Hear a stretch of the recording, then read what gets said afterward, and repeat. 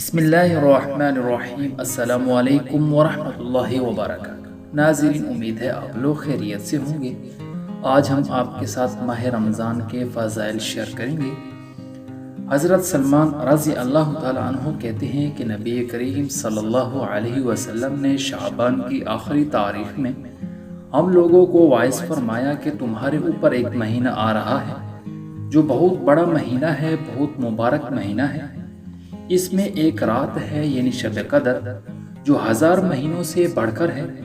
اللہ تعالیٰ نے اس کے روزے کو فرض فرمایا اور اس کے رات کے قیام یعنی تراویح کو ثواب کی چیز بنایا ہے۔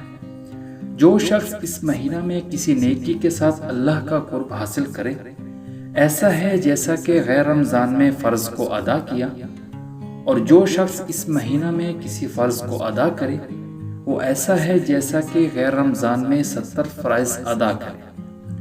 یہ مہینہ صبر کا ہے اور صبر کا بدلہ جنت ہے، اور یہ مہینہ لوگوں کے ساتھ غمخواری کرنے کا ہے۔ اس مہینہ میں مومن کا رزق بڑھا دیا جاتا ہے۔ جو شخص کسی روزہ دار کا روزہ افطار کرائے اس کے لیے گناہوں کے معاف ہونے اور آگ سے خلاصی کا سبب ہوگا، اور روزہ دار کے ثواب کی مانند اس کو ثواب ہوگا۔ صحابہ کرام رضی اللہ تعالی عنہ نے عرض کیا کہ یا رسول اللہ صلی اللہ علیہ وسلم، ہم میں سے ہر شخص تو اتنی وسعت نہیں رکھتا کہ روزہ دار کو افطار کرائے۔ تو آپ صلی اللہ علیہ وسلم نے فرمایا کہ پیٹ بھر کر کھلانے پر موقوف نہیں، یہ ثواب تو اللہ جل شانہ ایک کھجور سے کوئی افطار کرا دے، یا ایک گھونٹ پانی پلا دے، یا ایک گھونٹ لسی پلا دے، اس پر بھی مرحمت فرما دیتے ہیں۔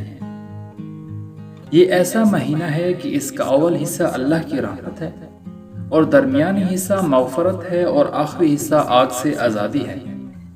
جو شخص اس مہینہ میں ہلکا کر دے اپنے غلام و خادم کے بوجھ کو، حق تعالی شانہ اس کی مغفرت فرماتے ہیں اور آگ سے آزادی فرماتے ہیں۔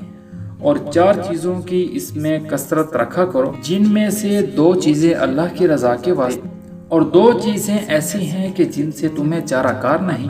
پہلی 2 چیزیں جن سے تم اپنے رب کو راضی کرو وہ کلمہ طیبہ اور استغفار کی کثرت ہے، اور دوسری 2 چیزیں یہ ہے کہ جنت کی طلب کرو اور آگ سے پناہ مانگو۔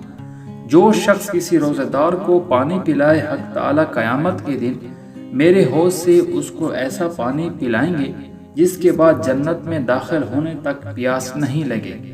ناظرین، دعا ہے اللہ تعالی ہم سب کو ماہ رمضان میں حضور اقدس صلی اللہ علیہ وسلم کے طریقوں کے مطابق عبادت کرنے کی توفیق عطا فرمائے۔ آمین۔